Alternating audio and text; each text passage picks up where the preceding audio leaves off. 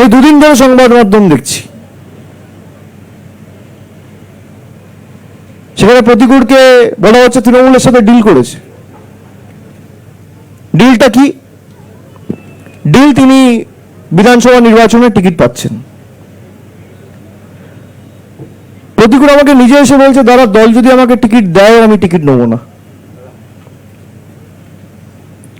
আপনি একটা ছেলেকে জানেন না, আপনার সাথে যে এতদিন ধরে দল করলো তাকে আপনি চেনেনই না।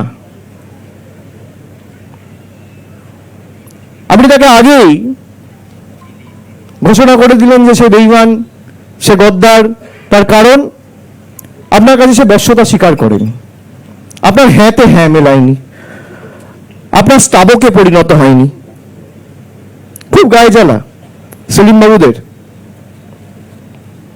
তৃণমূলের সাথে ডিল হয়েছে, সংবাদ মাধ্যমে স্নো পাউডার মেখে ঘুরে বেড়ানো নেতা বলে দিচ্ছে তৃণমূলের সাথে সেটেলমেন্ট হয়ে গেছে।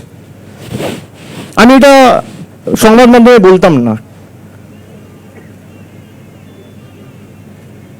কিন্তু আমি যদি এটা না বলি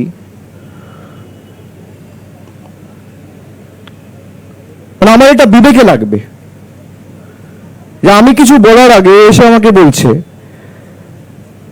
যে আমি বিধানসভা নির্বাচনে দ্বারা কোনো টিকিটের জন্য আসিনি, আমি দল টিকিট দিলেও নেব না।